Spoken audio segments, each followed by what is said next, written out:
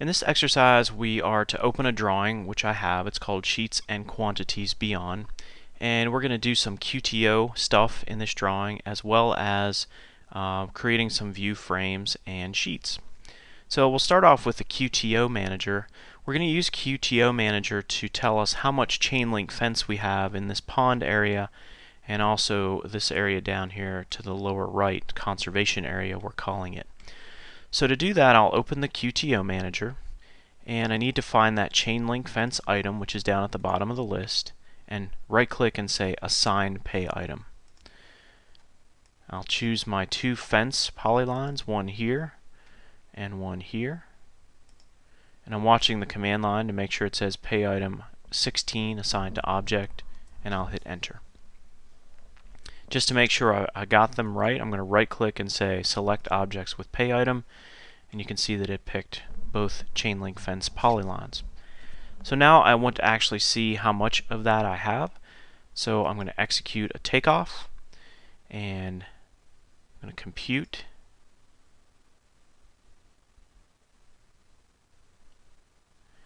The report type I want is a summary HTML, and it's telling me that I have 1,982 linear feet of chain link fence. So pretty easy, that first step. The next step is to compute materials for the corridor along the Madison Lane alignment. This is a little more involved because here we're dealing with sample lines and quantity takeoffs and that sort of thing. So a different kind of quantity takeoff than what we just saw. So what we'll do is I'm going to launch the compute materials command for Madison Lane, and I've only got one sample line group there. It's called quantities. So I'll go ahead and click that and hit OK. And I want to base it on road materials. Notice I've got pave 1, pave 2, base, and subbase. I'm going to try to map objects with same name, and that worked. So it actually matched up names within the codes of the corridor to names within the shapes themselves. So I'll click OK, and it seems like nothing really happens. It thinks for a while, the drawing pauses for a second, but really the computations have been done in the background. But now I want it to tell me how much of each of those materials I have, and I can do that either with a volume report or a volume table. So I'll go ahead and try a volume report. Click volume report. I want to do material list, and I want to pick a style sheet and pick select materials XSL. Go ahead and click OK, and it's going to try to open that in my browser. So bring the browser window over where you can see it,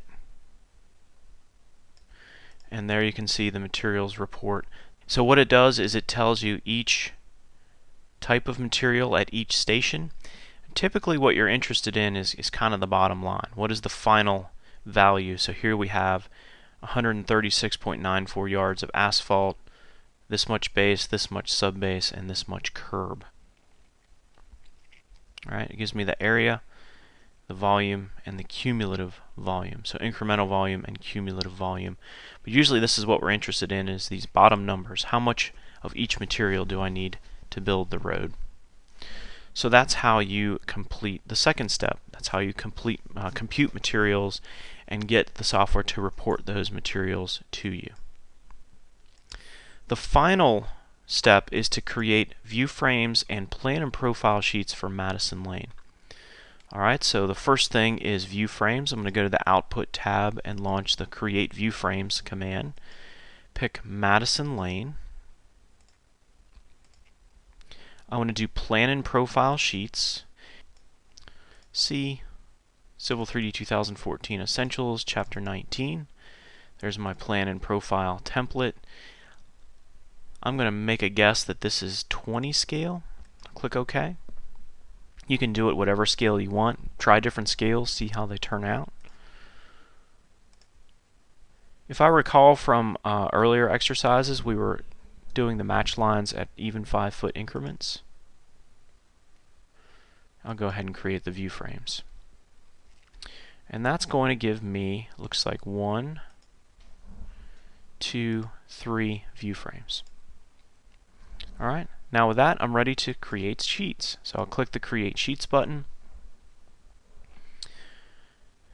I want to do all the view frames. I want to do all the layouts in the current drawing. It's the simplest way.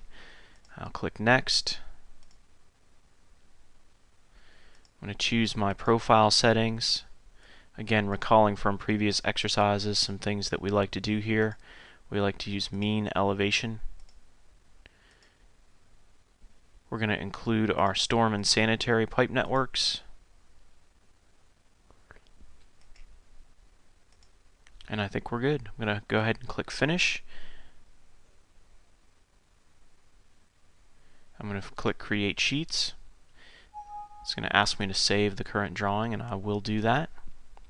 Next, it's going to ask for a profile view origin. It's going to create some new profile views.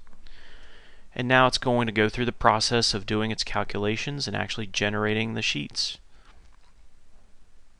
Since we only have 3 sheets to create, it's going to be fairly quick. When it's all done, it should open the Sheet Set Manager, which it has. And as soon as it's done thinking, I'll bring that over to where you can see it. So there you can see the 3 sheets that it created in the Sheet Set Manager. And it also created 3 new layout tabs. So if I click on one of those layout tabs, I should see a nice plan and profile of Madison Lane. There's the first sheet at the beginning of Madison Lane, the second sheet somewhere in the middle, and the third sheet probably just showing a little bit of the cul-de-sac and some area beyond that.